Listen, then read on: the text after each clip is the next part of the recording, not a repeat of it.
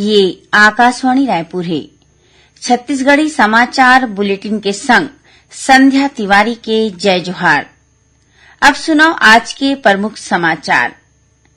भारत के पहली राष्ट्रीय विधायक सम्मेलन आज ले मुंबई में शुरू। ये 3 दिवसीय सम्मेलन में छत्तीसगढ़ विधानसभा के अध्यक्ष डॉक्टर चरणदास महंत घलो भाग लेवत हे। अवैया 31 जून के अंतर्राष्ट्रीय योग दिवस के मौका में ए बखत एक विश्व एक स्वास्थ्य के विषय ऊपर योग ले जुड़े कार्यक्रम करे जाही।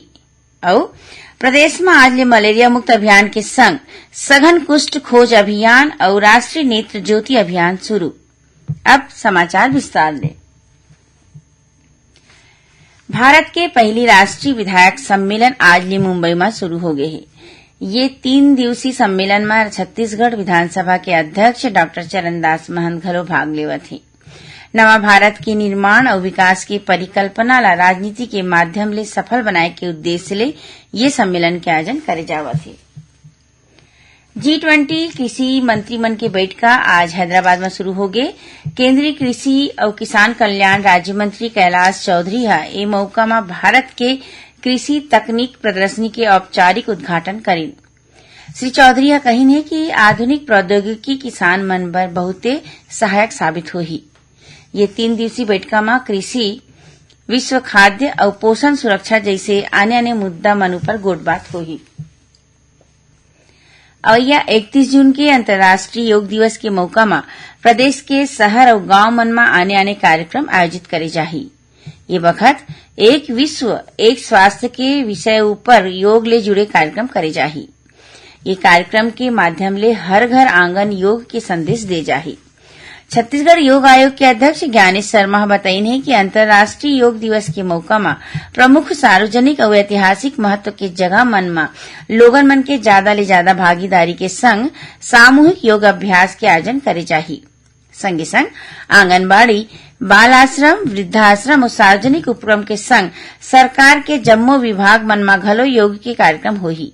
एमा स्थानीय जन प्रतिनिधि मन के संग सामाजिक संस्था के कार्यकर्ता मन ला घलो शामिल करे जाही। उमन बताइने कि जिला स्तर में होया ये कार्यक्रम पर कलेक्टर ला नोडल अधिकारी बनाए गए हैं। एक भारत श्रेष्ठ भारत योजना के तहत छत्तीसगढ़ और नागालैंड के बीच युवा संगम कार्यक्रम के आयोजन करे जावत है। ये कार्यक्रम के दूसरा चरण आज NIT रायपुर में शुरू हुई। कार्यक्रम में शामिल हुए बर नागालैंड के दल आज रायपुर पहुंचे। ये दल में 42 छात्र और 4 प्राध्यापक मन शामिल है। ये मौका में माई पहुना के रूप में मौजूद रायपुर के संभाग आयुक्त डॉक्टर संजय अलंग आमंत्रित विद्यार्थी मन ला छत्तीसगढ़ के इतिहास की जानकारी दी। प्रदेश के आदिम जाति और अनुसूचित जाति विकास मंत्री डॉक्टर प्रेम साय सिंह टेकाम वन अधिकार पत्र वितरण के प्रकरण में तेजी लाए के निर्देश दिए हैं। राजधानी रायपुर में आदिम जाति अनुसंधान और प्रशिक्षण संस्थान में सहायक आयुक्त और परियोजना प्रशासक मन ला संबोधित कर डॉक्टर टेकाम कहिनी कि विशेष पिछड़ी जनजाति समूह के वन अधिकार पट्टाधारी मन ला जम्मो विभागीय योजना मन के फायदा दिवाए जाए। उमन सामुदायिक वन अधिकारी और वन संसाधन अधिकार पत्र के संग वन अधिकार पट्टा मिलैया हितग्राही मन ला मनरेगा और आने योजना के तहत निर्धारित काम में प्राथमिकता दे जाए के घलो बात कही। संगे संग जोन गांव मन में वन अधिकार के ज्यादा पट्टा दे गे हे ओला आदर्श गांव घोषित करके विशेष पिछड़ी जनजाति समूह पर विकास काम कराए जाए। छत्तीसगढ़ के राज्यपाल विश्वभूषण हरिचंदन ओडिशा में कटक के ACB मेडिकल कॉलेज में इलाज बर भर्ती कराए गए 1200 ट्रेन दुर्घटना में घायल यात्री मन ले भेंट करीन और उखर जल्दी ठीक होए के कामना करीन। राज्यपाल मेडिकल कॉलेज अस्पताल के डॉक्टर मन ले घलो गोट बात करीन और मरीज मन के इलाज के बारे में जानकारी लीन। छत्तीसगढ़ी समाचार बुलेटिन आप मन आकाशवाणी रायपुर ले सुनत हो। छत्तीसगढ़ के खबर ले है आपकी वास्ता और खबर के विश्वसनीयता ले है हमर वास्ता। आकाशवाणी समाचार रायपुर के प्रादेशिक समाचार बुलेटिन के संगे संग हमार समसामयिक कार्यक्रम आप रेडियो के संग अपन मोबाइल में घलो सुन सकत हो। आकाशवाणी समाचार फेसबुक, ट्विटर और यूट्यूब में घलो हावय। हमार फेसबुक पेज हरे Chhattisgarh news on AIR, Twitter handle CGAIR news और हमार यूट्यूब चैनल हरे छत्तीसगढ़ AIR न्यूज। तो अब रेडियो के संगे संग आपके मोबाइल के माध्यम ले हम आप तक पहुंचत हन छत्तीसगढ़ के हर खबर पर सुनत रहो आकाशवाणी समाचार। अब आगू बाढ़बो बाँचे समाचार कोती। प्रदेश में आज ले मलेरिया मुक्त अभियान के संग सघन कुष्ठ खोज अभियान और राष्ट्रीय नेत्र ज्योति अभियान शुरू हो गए है। मलेरिया मुक्त अभियान के 8वां चरण में प्रदेश के 23 ठीन जिला में एकर जांच करे जाही। ये दौरान स्वास्थ्य विभाग के टीम कोती ले करीबन 22 लाख लोगन मन के जांच के लक्ष्य राखे गए है। उन्हें प्रदेश के जम्मू 33 ठीन जिला में सघन कुष्ठ खोज अभियान और राष्ट्रीय नेत्र ज्योति अभियान ला संग्रह चलाए जाही। ए बेरा में कुष्ठ रोगी मन के चिन्हारी करके होए जांच और ओकर इलाज करे जाही। प्रदेश में नशा मुक्ति पर जन जागरण अभियान शुरू करे जाही।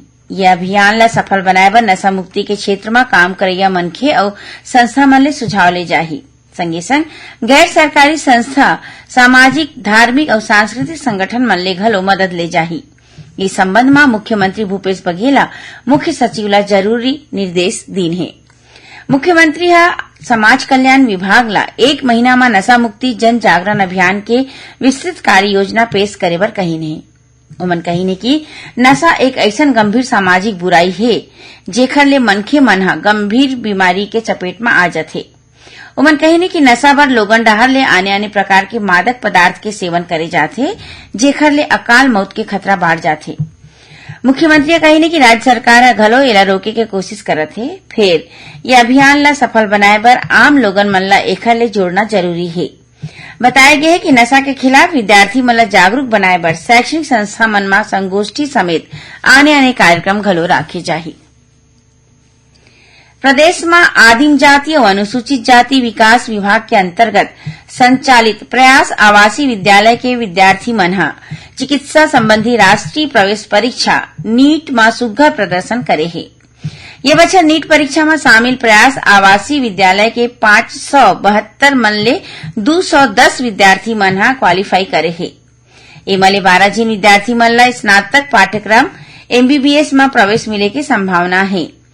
ऐसने ही प्री मेडिकल और प्री इंजीनियरिंग परीक्षा बर ड्रॉपर बैच के 85 मन ले 27 छात्र मन ला घलो MBBS में प्रवेश मिले की संभावना है।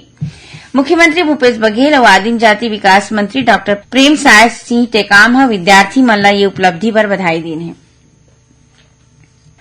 छत्तीसगढ़ संस्कृत विद्या मंडलम के अध्यक्ष डॉक्टर सुरेश कुमार शर्मा कक्षा 11वीं में प्रवेश लेवैया विद्यार्थी मन ले आग्रह करीने की ओमन छत्तीसगढ़ माध्यमिक शिक्षा मंडलम के पाठ्यक्रम के मुताबिक भाषा समूह में हिन्दी के अलावा अंग्रेजी और संस्कृत ले कोनो 2 भाषा के विकल्प में संस्कृत के चयन करे।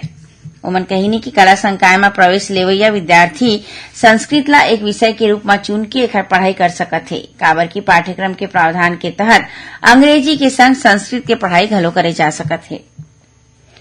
रेलवे संपर्क फाटक मन ला सुरक्षित पार करे और एखर ले जुड़े सावधानी के प्रचार प्रसार बर पाछू 1 हफ्ता ले जागरूकता अभियान चलाए जावत है। एकर तहत आज रायपुर रेल मंडल कार्यालय परिसर में वॉकेथॉन और नुक्कड़ नाटक के आयोजन करेगी। अब थोड़किन समाचार सार में। प्रधानमंत्री नरेंद्र मोदी ये महीना के 18 तारीख के मन की बात कार्यक्रम के अंतर्गत देशवासी मन ले अपन विचार साझा करही। एक ट्वीट के जरिए प्रधानमंत्री अपन एक कार्यक्रम में देशवासी मन ले सुझाव मांगे है। छत्तीसगढ़ व्यावसायिक परीक्षा मंडल डहर ले प्री बीएड और प्री डीएलएड प्रवेश परीक्षा 17 जून के 2 पाली में ले जाही। यही दिन सहायक पशु चिकित्सा क्षेत्र के अधिकारी के पद में भर्ती परीक्षा घलो होही। एकर बर प्रवेश पत्र व्यावसायिक परीक्षा मंडल के वेबसाइट ले डाउनलोड करे जा सकत है। और मनेन्द्रगढ़ चिरमिरी भरतपुर जिला में सिद्ध बाबा घाट ऊपर बस के टक्कर ले 2 पहिया सवार मनखे के मौकश में मौत हो गए। पुलिस बस ला जब्त करके मामला के जांच शुरू कर दे है। आखिर में प्रमुख समाचार एक घाव फेर। भारत के पहली राष्ट्रीय विधायक सम्मेलन आज ले मुंबई में शुरू। ये 3 दिवसीय सम्मेलन में छत्तीसगढ़ विधानसभा के अध्यक्ष डॉक्टर चरण दास महंत घलो भाग लेवत है। और यह 31 जून के अंतर्राष्ट्रीय योग दिवस के मौका में ए बखत एक विश्व एक स्वास्थ्य के विषय ऊपर योग ले जुड़े कार्यक्रम करे जाही। और प्रदेश में आज ले मलेरिया मुक्त अभियान के संग सघन कुष्ठ खोज अभियान और राष्ट्रीय नेत्र ज्योति अभियान शुरू। एक संग छत्तीसगढ़ी समाचार बुलेटिन यही सिरावत है। जय जोहार।